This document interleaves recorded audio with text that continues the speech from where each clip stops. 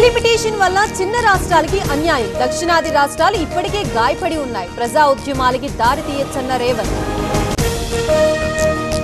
ఎర్రన్నాయుడి మరణం వెనుక అచ్చెన్న హస్తం. మాజీ స్పీకర్ తమ్మినేని సంచలన కమెంట్లు. వైఎస్ మరణంపై అనుచిత వ్యాఖ్యలొద్దని సూచన. వైఎస్ మరణంపై బొత్స మాటల్నే అచ్చెన్న చెప్పారు. పరిటాల కేసులో సగం నిందితులు హతమయ్యారు. బాబాయ్ కేసులోనూ ఇదే జరిగిందన్న పయ్యావుల. సీఎం చెబితే పీసీసీ అమలు చేస్తోందన్న జీవన్. హైకమాండ్ పట్టు కోల్పోతోందని కమెంట్. ప్రజలు కేసీఆర్ ని కోరుకుంటున్నారన్న మాజీ మంత్రి. అన్ని ప్రాంతాలకి సమన్యాయం చేస్తాం. దక్షిణాది వెనుకబడితే దేశం అభివృద్ధి చెబుతోందా? డీలిమిటేషన్ పై కిషన్ రెడ్డి క్లారిటీ.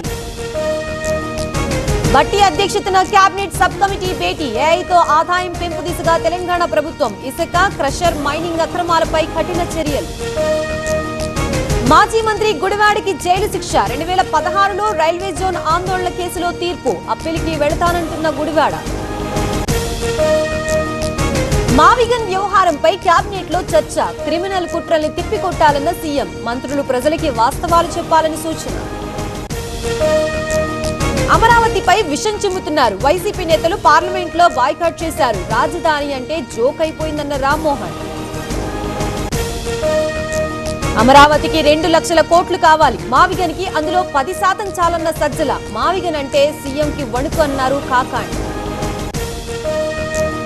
మావిగన్ మంచిదైతే 5 ఏళ్లు ఏం చేశారు? జగన్ బీజేపీకి దత్తపుత్రుడన్న షర్మిల. బొత్స విజయమ్మకి సారీ చెప్పాలన్న నేత. జీవో 17 పేరుతో 2000 కోట్ల స్కామ్. ఏఐసీసీకి తెలంగాణని ఏటీఎంలా మార్చారు. ఏప్రిల్ 14లోగా జీవోని రద్దు చేయాలన్న ప్రవీణ్. రామాయపట్నం పోర్టుపై కేబినెట్ సబ్ కమిటీ భేటీ. తొలిదశ పనులు గడువు ముగింపుతో ఆమోదం. ఔటర్ రోడ్లు, రైలు కనెక్టివిటీపై సమావేశంలో చర్చ. రాజమండ్రిలో ఫ్లై 91 విమానం ప్రారంభం. వర్చువల్ గా ప్రారంభించిన రామ్మోహన్. తొలి ఫ్లైట్ లో హైదరాబాద్ కి 28 మంది ప్రయాణం. పైలట్ రోహిత్ రెడ్డికి మరో 2 రోజుల కస్టడీ. ఇప్పటికే 8 రోజులు విచారించిన పోలీసులు. మరో 2 రోజుల కస్టడీకి కోర్టు అనుమతి.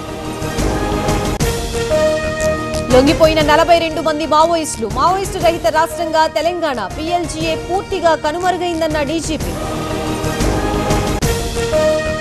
వరంగల్ జిల్లా Atmakur SI suspension. SI Satish పై అవినీతి, లైంగిక వేధింపుల ఆరోపణలు. చర్యలు తీసుకున్న సిపి సన్ప్రీత్ సింగ్. ఉగ్రకుట్రని భగ్నం చేసిన పోలీసులు. ఢిల్లీలో 11 మంది ఐఎస్ఐ ఏజెంట్ల అరెస్ట్. నిందితుల దగ్గర నుంచి 4 పిస్టల్స్ స్వాధీనం. బెంగాల్లో గెలిస్తే uniform civil code. BJP manifesto విడుదల. చొరబాటుదారులని కట్టడి చేస్తామని హామీ.